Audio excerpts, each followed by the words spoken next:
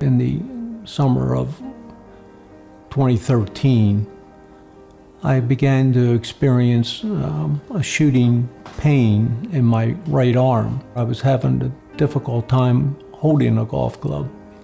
I was losing the strength in my right hand. I went and had an appointment with my internist who recommended therapy, and it really didn't have the effect that I wanted. Dr. Torlani recommended surgery. Things didn't go as planned. The 2.5-hour surgery took about 5 hours.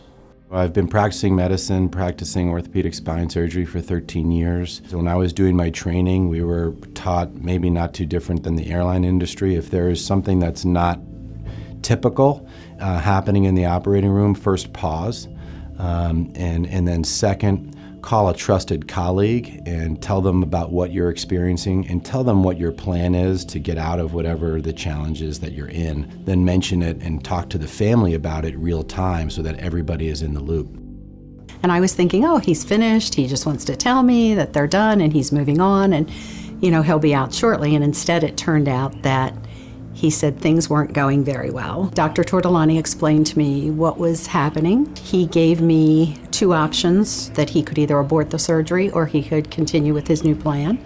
And he wanted my permission to continue, and I said yes. I know it was very difficult for him, and I was very thankful that he did come out and talk to me, but I could tell for him it was very hard because he had known Jack for a while. When I woke up in the recovery room that evening, I learned that I was paralyzed from the neck down.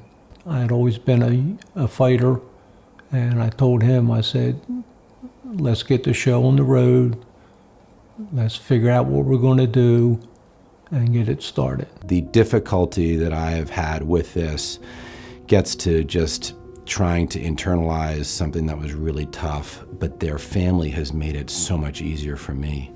And how dedicated they have been to his recovery has made it so much easier. And the fact that they did not push me away as their doctor has made it incredibly better in terms of maintaining a relationship.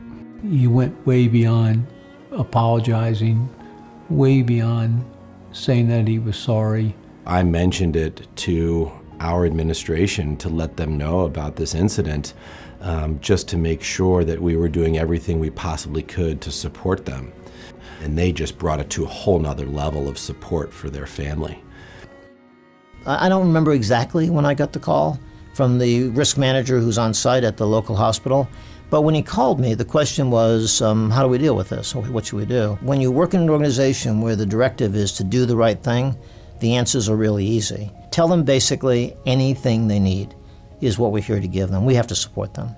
I was shocked personally that the hospital did say something happened on our watch, we want to be responsible for it, and we want to help you in any way we can. Don't worry about it, we'll take care of it.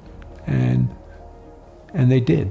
The first week Jack was in the hospital, we were supposed to be transferred to Good Sam Rehab, and we found out that our insurance was not going to pay for acute rehab, and immediately the discharge planner told us that MedStar had decided that they were going to pick up the tab for that, not to worry about it, that we were going to transfer him and get him the help he needed.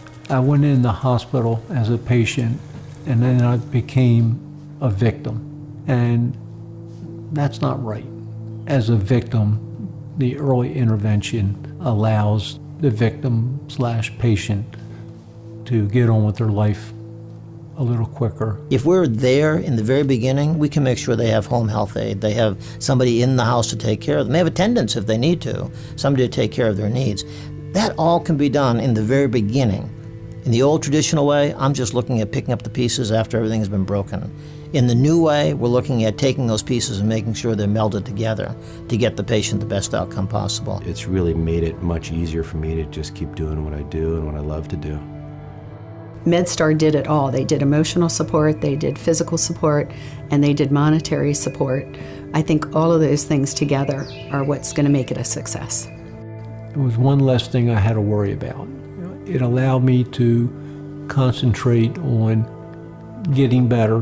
That just made life a lot easier for me.